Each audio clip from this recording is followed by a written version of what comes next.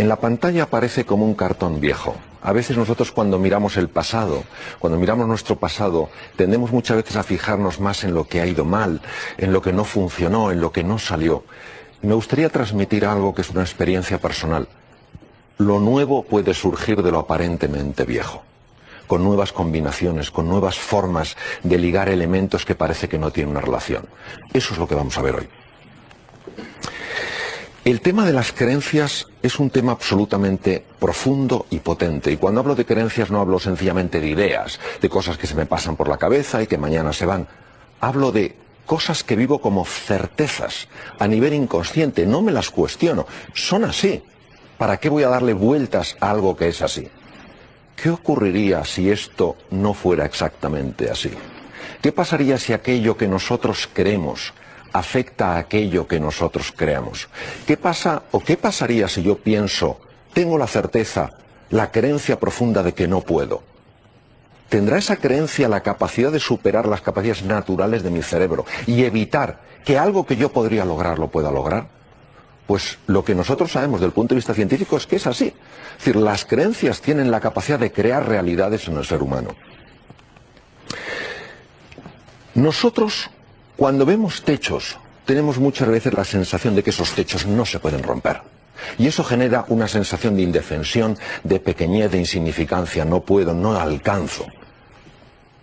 Lo que me gustaría es plantear la siguiente cuestión. ¿Qué pasaría si muchos de esos techos que para nosotros son de cemento, en realidad fueran techos de cristal? ¿Acaso, si fuéramos más conscientes de que lo que nos separa de otra realidad mucho más inspiradora, mucho más potente, es un techo de cristal, no haríamos el esfuerzo de romperlo? Pues lo que vamos a ver es de qué manera el ser humano puede transformar esos techos que ve de cemento en techos de cristal. Lo cual no quiere decir que el ser humano sea ilimitado, esto sería una prepotencia y una arrogancia. Quiere decir que el ser humano se limita a sí mismo mucho más de lo que él sabe que se está limitando. Este es un cerebro humano. Estoy profundamente enamorado del cerebro humano. Y sé que no hay problema con el cerebro. El cerebro tiene una capacidad tan asombrosa de acercarse a la realidad, de conocer la realidad, de establecer relaciones causa-efecto. Pero, ¿cuál es la misión del cerebro? La misión del cerebro fundamentalmente es una, ayudarnos a sobrevivir y adaptarnos. Y para eso, ¿qué tiene que ser capaz de lograr? Tiene que lograr eso que es ver posibilidades donde no son obvias. Por tanto, cualquier persona hoy en día, incluso en una situación tan compleja como la actual, no podemos minimizar la seriedad del contexto en el que estamos. Cuando una persona no está viendo posibilidades, me gustaría plantearle que tal vez no esté dejando que su cerebro haga realmente su función. Aquí pongo un ejemplo de un cerebro que buscando esas posibilidades en un momento determinado encontró en las selvas perdidas de la península del Yucatán o de otros lugares tesoros absolutamente fascinantes. Nos pasa igual a las personas. Lo que ocurre es que en una metáfora que tiene pues obviamente sus deficiencias, pero si comparáramos el cerebro a un ordenador, lo que yo tengo de ese ordenador no depende solo de la calidad de ese ordenador, sino del programa que yo estoy introduciendo, el sistema operativo. Los seres humanos a través de la mente podemos generar procesos, sistemas operativos que evitan que el cerebro funcione al nivel de sus verdaderas posibilidades. ¿Qué pasa? Que mientras yo no cambie mi capacidad de observar, mientras yo no sea un observador diferente de la realidad, mientras yo no mire de otra manera, ¿cómo voy a ver una realidad diferente? Es decir, la invitación para todos nosotros es la de convertirnos en distintos, en diferentes observadores de la realidad. No en convertirnos en una persona distinta a quienes somos, sino ser mucho más quienes somos. Y desde este ser real, observar. Por ejemplo, un niño, ¿cómo observa? Un niño observa con una mirada interesada, con una mirada curiosa, con una mirada fascinada. ¿Qué hace el adulto? El adulto deja la cara puesta y se lleva la cabeza a otro sitio. Y se pone a pensar en lo que tenía que haber hecho ayer, lo que tendrá que hacer mañana. Ser observador distinto en la realidad es la posibilidad que todo ser humano tiene para encontrar oportunidades en espacios donde normalmente no las ve.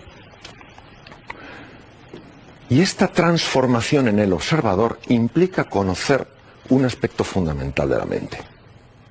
Cuando el profesor Roger Sperry, norteamericano, ganó el premio Nobel de Medicina y Fisiología, lo hizo porque hizo un descubrimiento espectacular.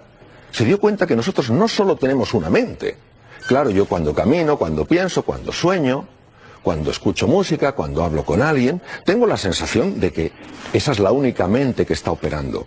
Perry se dio cuenta de que tenemos dos mentes diferentes, que en principio idealmente tendrían que colaborar juntas para ayudarnos a ver esas posibilidades que nos permiten adaptarnos a un mundo nuevo.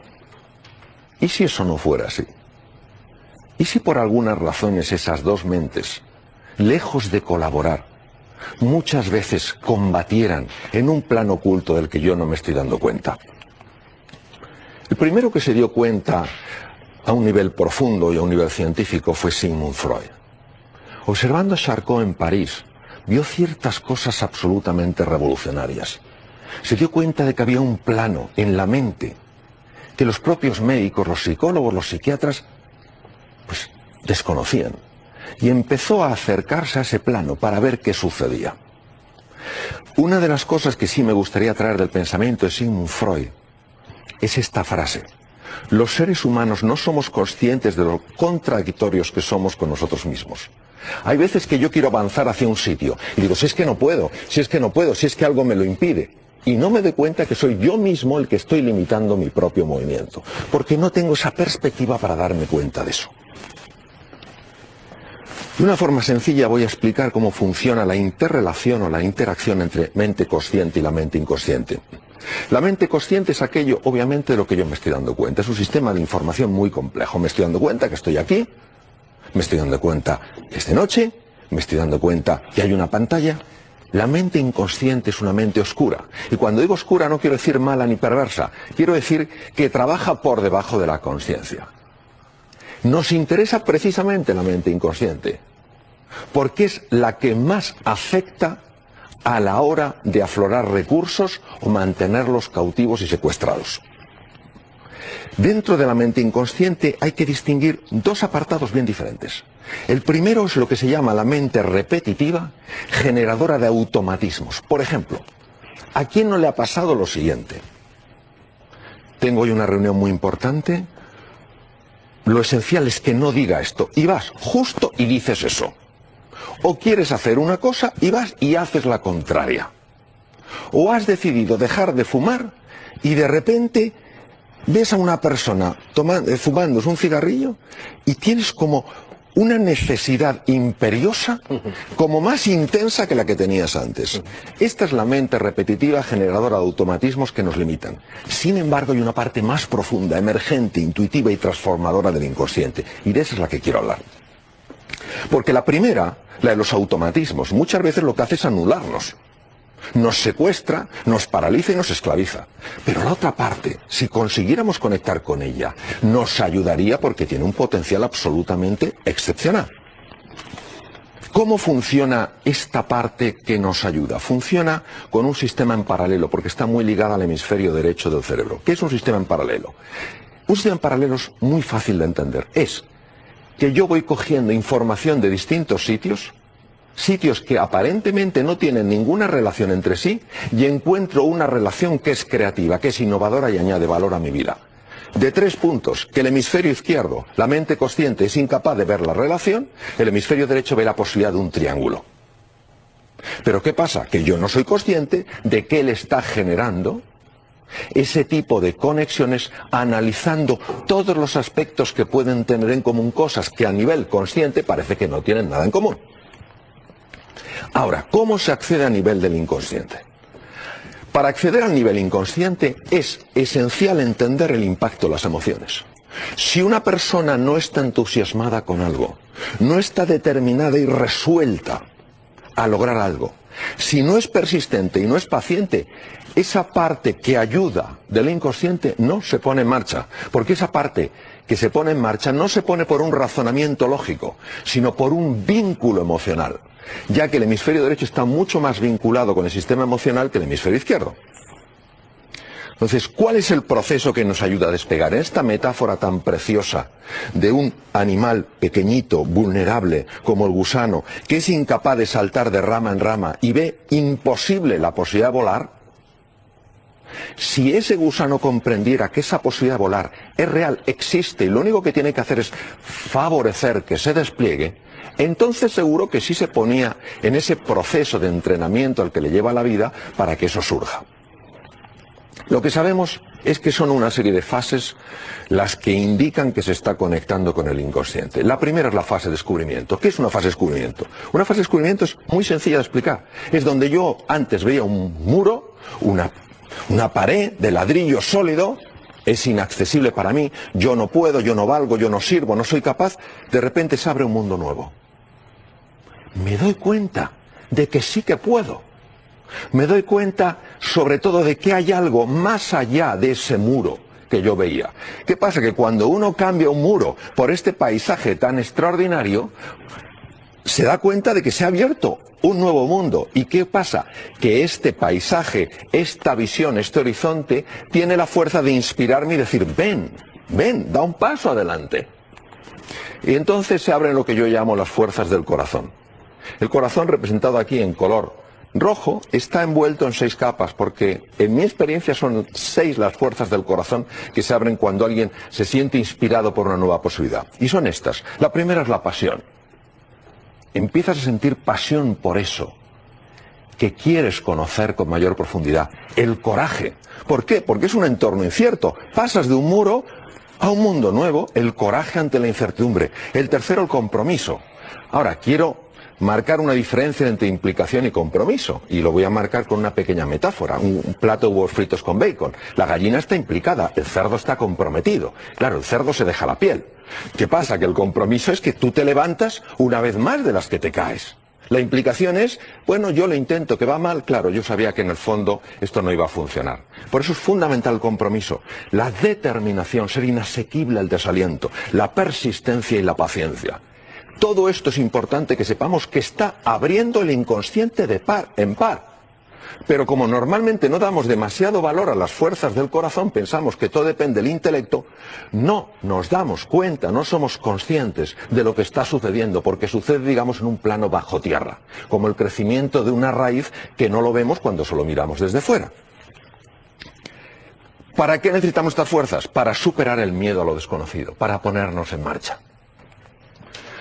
Entonces, una serie de mensajes que sí me gustaría recalcar en relación a estas fuerzas del corazón. Hay muchas personas que ven una distancia tremenda entre donde quieren estar y donde están. Lo que les quiero decir es que si de verdad algo les inspira, la distancia no importa. Es irrelevante.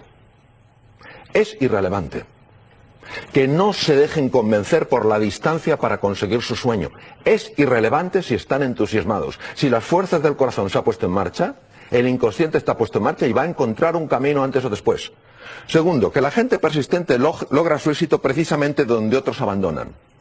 El propio Thomas Alva Edison, la persona que más patentes tiene en la historia, dijo: las personas que dicen que algo no puede ser hecho no deberían obstaculizar el camino de aquellos que ya lo están haciendo. Lo que hoy nos parece normal, nos olvidamos de que ayer era solo un sueño. Me gustaría que cada uno hiciéramos el ejercicio de ir hacia atrás un poco en nuestro pasado, en nuestra historia, para recordar cuántas veces fuimos capaces de superar cosas que nos parecían imposibles de superar. Ahora es cuando tenemos que traer esos recursos emocionales que están en el pasado y que los hemos olvidado. Traerlos delante para que sepamos que si pude, puedo y podré. Y que vas a triunfar no porque sepas que vas a triunfar, sino porque estás decidido a hacerlo.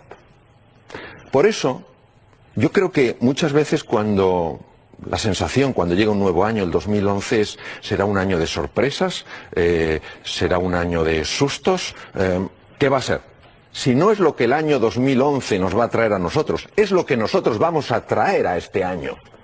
¿Qué año vamos a hacer desde nuestra ilusión, desde nuestro compromiso, desde nuestra energía, desde nuestra compasión? ¿Vamos a ser recipientes, víctimas ahí, bueno, a ver qué pasa, a ver qué me trae el año? ¿O vamos a ser personas activas? Decir, no, no. El año lo vamos a crear juntos entre todos y lo vamos a crear extraordinario. La tercera fase es la resolución. Es un poco lo que dijo el director del Centro Tecnológico en Houston cuando tuvieron el problema con el Apolo 13. Dijo, señores, no podían volver porque tenían un problema con los filtros y tenían que hacer un filtro redondo sobre una estructura cuadrada. Reunió a su equipo y dijo, señores, el fracaso no es una opción. Podemos cometer errores, pero hay que seguir, porque hay una serie de personas que dependen de nosotros. Esa es la resolución. ¿Y qué pasa cuando una persona tiene esa resolución? Pues que empieza a encontrar obstáculos. Una persona que no me ayuda, una persona que no me comprende, y empiezo a enfadarme con esas personas. Hagamos lo que hace un río. Un río en su camino hacia el mar no se enfada porque se encuentre con una piedra. Sencillamente la sortea. ¿Quién es el siguiente? Tú no me ayudas, ¿quién me puede ayudar? Tú no me das el recurso, ¿dónde puede estar? Es decir, ese concepto de río. Llevemos la energía donde hay que llevarla, no donde no hay que llevarla. No a enfadarse, sino a buscar resultados. Y claro, el ser humano, por supuesto que tiene problemas con el miedo, pero los principales problemas los tiene con la ignorancia que no sabe quién es en realidad. ¿Cómo podemos pasar de ese paradigma del miedo, de esa lente del miedo donde nos sentimos asustados por las cosas, a una de confianza? Yo puedo, no quiere decir que lo pueda todo, pero desde luego algo puedo. Pues Hermann Hesse, este escritor tan extraordinario, decía que para que surja lo que de verdad es posible, es preciso intentar una y otra vez, determinación, persistencia, paciencia, aquello que nos parece imposible. ¿Queremos saber cómo pasar del paradigma del miedo al de la confianza y cómo trascender nuestras aparentes limitaciones? 1. Comienza justo donde estés y con lo que tengas. Nunca vas a tener el día ideal. Nunca vas a tener la oportunidad única. Nunca vas a tener el chollo. Es decir, el mejor momento para empezar es aquí y ahora. Con lo que tengas, con lo que puedas, con lo que encuentres. Ponte en marcha. Es la acción lo que marca la diferencia. En épocas donde lo que toca es esforzarse, no dejes de hacerlo. Es decir, hay épocas en las que lo que toca es divertirse. Claro que es más agradable, pero esta época, lo que nos toca a todos es esforzarnos. 2 veces, 3 veces, 4 veces, 10 veces más que antes. Cuanto menos te asocies con cierto tipo de personas, más mejorará tu vida. Esto es un agujero negro, chupa la energía. Hay personas que no es que estén pasándolo mal, que eso es totalmente distinto, que estén en una situación... Hay personas que necesitan aspirar energía de los demás, son como agujeros negros. Mi sugerencia es mantenerse un poco alejados de ellos. Son seres tan válidos como los demás, pero siempre encontrarán razones para explicarnos por qué lo nuestro no va a funcionar. Sé valiente, aguanta y confía, poco a poco aprenderás y cada vez lo harás mejor. El inconsciente se va abriendo, vas aprendiendo sin darte cuenta, vas ganando competencia, vas ganando dominancia. Que seamos sembradores de ilusión, en un momento donde tanta gente siembra desesperanza. Lo que necesitamos es sembrar ilusión. Y además, tener cuidado para no dejar que esas semillas se marchiten. Recuerdo un chiste, una viñeta en el New York Times donde se veía pues un yogui rodeado de discípulos y una persona con una camisa de fuerza. Y la persona con la camisa de fuerza le preguntaba al yogui, oye, si tú estás diciendo lo mismo que yo he dicho, ¿por qué a ti te alaban y a mí me han puesto con una camisa de fuerza? Y él dijo, porque yo tengo cuidado a quien se lo cuento. Pues es lo mismo, es decir, cuando tengas una semilla de ilusión, no se la vayas a contar a la persona más negativa, porque lo que va a hacer probablemente es pisotearla. Cuéntasela a aquella persona que está también sedienta de ilusión, sedienta de ganas de crecer y evolucionar. Que inventemos un futuro ilusionante y antes o después encontraremos un camino. Hemos de confiar en el inconsciente, no lo hablo desde la teoría, no lo hablo de los estudios, lo hablo desde el...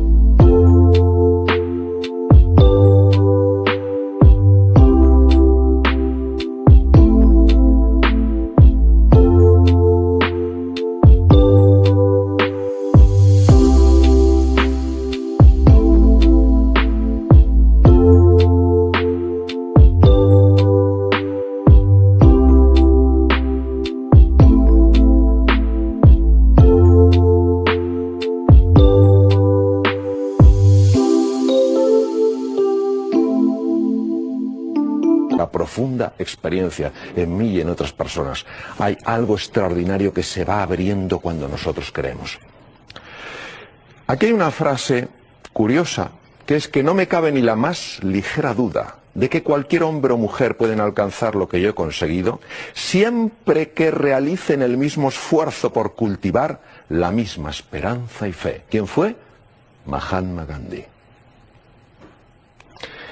Y sí me gustaría finalizar con estas frases, con todo el cariño, toda la ilusión y todo el convencimiento de que en el interior del ser humano está todo lo que él necesita, ella necesita, para salir reforzado de cualquier situación que la vida les presente. Nadie puede hacernos cambiar. A ti, a mí, a nadie. Nadie puede evitar que cambiemos, aunque algunos lo quisieran. Nadie sabe realmente cómo hemos de cambiar. Solo nosotros. Los demás no. Ni siquiera tú mismo. Entonces, ¿cuándo lo sabré? Lo sabré cuando me ponga en marcha. Hi ha límits? Bueno, perquè no tothom pot fer allò que voldria fer. No tothom pot fer realitat aquell somni que ha tingut, perquè potser no ha tingut la preparació necessària, ni té l'educació necessària, ni té els mitjans necessaris. Muy bien. Es una pregunta muy honda y difícil de responder. Creo que cuando el ser humano cree que no tiene límites, puede caer en algo peligrosísimo, que es la soberbia, es la arrogancia. La mitología griega decía que cuando los dioses querían destruir a alguien, le llenaban de arrogancia y él solo se destruía. Entonces, esa sensación de que no hay ningún límite para el ser humano, yo no la comparto. Creo que sí tenemos límites, creo que hay que aceptarlos, creo que hay que comprender que la fragilidad es parte de nuestra existencia. Lo que también creo es que la mayor parte de las limitaciones que experimentamos no son limitaciones reales, son limitaciones mentales. ¿Qué pasa cuando una persona intenta romper uno de esos límites? ¿Qué pasa si no lo rompe? No importa, porque por el solo hecho de entrenarse para romperlo, ya ha crecido como ser humano. No es solo el logro, no solo es el objetivo, es el proceso. En realidad el objetivo, los objetivos los necesitamos no tanto para alcanzarnos, sino para convertirnos en la persona real que somos. Es ese estirarnos lo que va sacando lo mejor que en nosotros. A lo mejor no consigo ese objetivo. Lo importante es que he crecido, que he aprendido. Si hi ha algun mandatari polític o mandataris polítics que actuen com a forats negres. Bueno, hay que tener en cuenta que las fuerzas negras, en el sentido, los agujeros negros, con esa capacidad de atracción, bueno, tienen eso, tienen una capacidad de atracción. Si vemos que una persona empieza a criticar a otra persona, veremos cómo enseguida empieza a generarse un corrillo. Es decir, no cabe duda que hay una parte en el ser humano que es atraída por esa negatividad. Y obviamente hay personas en distintos entornos que pueden utilizar esa fuerza para atraer a otras personas y luego manipularlas. Creo que es triste que, teniendo en cuenta todo lo que el ser humano puede poner en marcha para atraer de una manera bella, generadora de valor y de abundancia a los demás, decida poner en marcha esa fuerza. Es decir, si la única manera que tenemos de relacionarnos con la realidad es buscar lo más sórdido, lo más dañino, lo más oscuro, creo que en el fondo y al final esa fuerza se volverá contra nosotros. Després vostè ha dit, tria bé les persones aquí, més o menys, ho ha dit més o menys així, tria bé les persones a qui expliques els teus projectes, perquè si en tries una que és negativa, no t'ajudarà. I com selecciones las personas? Bueno, cuando alguien tiene un sueño, una ilusión, ha de ser cuidadoso, desde mi punto de vista, con quién la comenta. Porque hay una gran tendencia a juzgar antes que a explorar, a decir las razones por las que algo no va a funcionar que las razones por las que podría funcionar. No hace mucho, con un profesional de la banca, me decía que están valorando muy seriamente a la hora de conceder un crédito el entusiasmo de esa persona. Porque en la experiencia que han tenido cuando no han concedido créditos a esas personas entusiasmadas es que al final han conseguido grandes negocios y ellos no han sido parte de esos negocios. Yo diría que el sueño hay que compartirlo con aquellas personas a las que tú sabes que realmente les importas y que realmente te pueden ayudar para que ese sueño cristalice de una manera más rápida en una realidad. Doctor, Hi ha molts joves a Espanya que marxen d'aquest país. No volen renunciar a crear, però han de marxar d'aquest país. Què els diu? Yo creo que el mensaje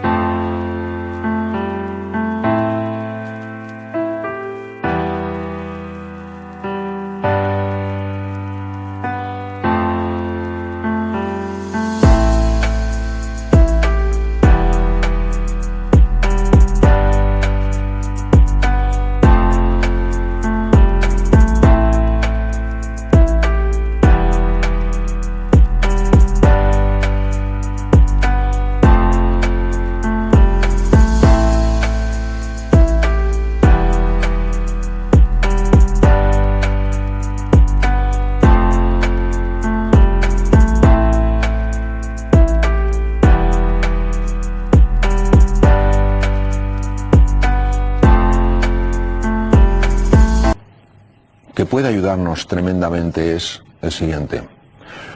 No se trata de intentar cambiar a los demás. No podemos cambiar a nadie, por más que nos empeñemos. Nosotros podemos inspirarles, podemos motivarles, podemos apoyarles, podemos ayudarles, pero no podemos cambiarles. Lo único que podemos cambiar es a nosotros mismos. Es decir, yo el mensaje creo que es el mensaje para cada uno de nosotros. ¿Qué voy a traer yo a este año nuevo?